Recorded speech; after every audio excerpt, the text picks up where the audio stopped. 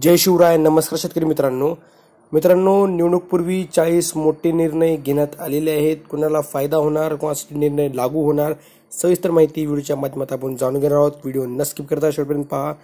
व्हिडिओला लाईक करा, चॅनलला सबस्क्राईब करा. चला व्हिडिओ सुरू करूया.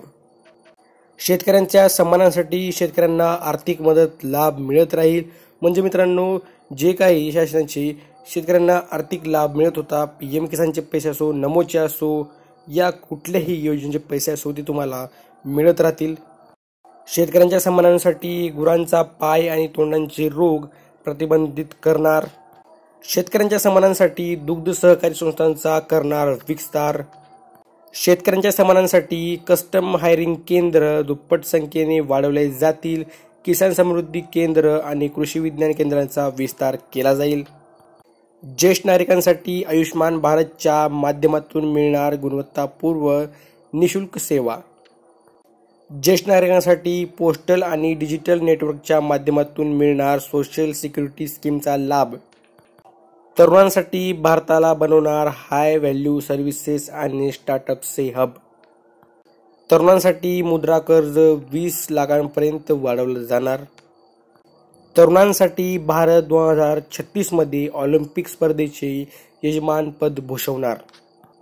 गरीब परिवारांसाठी सर्वांना घर, शुद्ध पाणी आणि PM सूर्यघर मोफत वीज या योजनेमुळे वीज बिल होणार शून्य.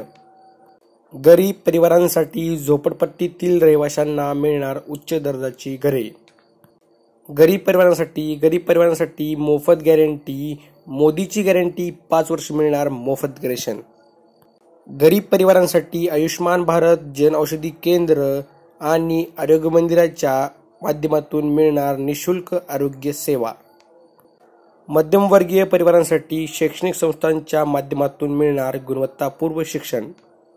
मध्यमवर्गीय परिवारांसाठी सर्वांचे स्वतःचे घर असण्याचे स्वप्न होणार साकार. मध्यमवर्गीय परिवारांसाठी सर्वांना मिळणार स्वस्त आणि चांगल्या आरोग्य सुविधा.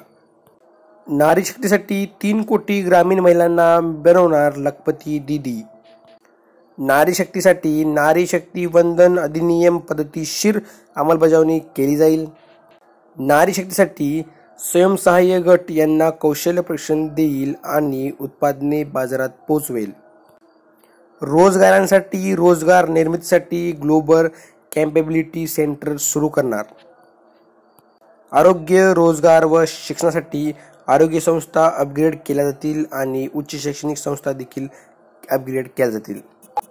रोजगार व शिक्षणासाठी पेपरफुटीवर नियंत्रणासाठी कायद्याद्वारे येणारे पारदर्शकता करण्यात येईल. ई-श्रम अंतर्गत नोंदणीकृत सर्व श्रमिकांना मिळणार व्यापक लाभ. श्रमिकांचा होणार सन्मान.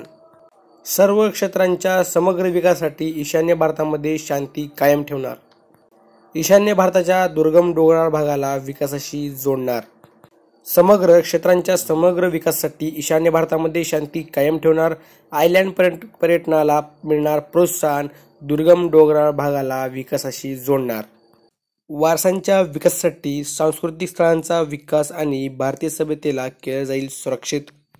सुशासनाची गॅरंटी. 1 नेशन 1 इलेक्शन लागू करणार.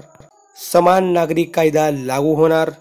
विश्वकर्मा परिवारांसाठी टपाल घर निर्यात केंद्राच्या माध्यमातून PM विश्वकर्मा योजनेचा विस्तार करून समुदायाला बनवू अधिक सक्षम. छोट्या उद्योगांसाठी आग, चोरी, नैसर्गिक आपत्ती इत्यादीपासून संरक्षणासाठी स्वस्त विमा सेवा उपलब्ध करण्यात येईल. लघु उद्योगांसाठी GST पोर्टलचे होणार सुलभीकरण. MSMEच्या विकासासाठी मिळणार डिजिटल क्रेडिट आणि स्वस्त विमा सुविधांचा लाभ. समृद्ध भारतासाठी भारत तिसरी सर्वात मोठी अर्थव्यवस्था होणार. समृद्ध भारतासाठी हायटेक उत्पादन आणि पायाभूत सुविधांच्या विस्तारावर भर देणार. समृद्ध भारतासाठी 2047 पर्यंत भारत ऊर्जा क्षेत्रात आत्मनिर्भर होणार. पर्यावरण अनुकूल भारतासाठी भारतीय नद्यांचे संरक्षण आणि कायापालट करण्याच्या कामांना प्रोत्साहन देऊ. पर्यावरण अनुकूल भारतासाठी वन क्षेत्रामध्ये मानव वन्यजीव संघर्षांना संवेदनशील पद्धतीने कमी करण्यासाठी प्रयत्नशील. विश्वबंधू आणि सुरक्षित भारतासाठी लवकरच भारतीय न्यायसंहिता लागू होणार.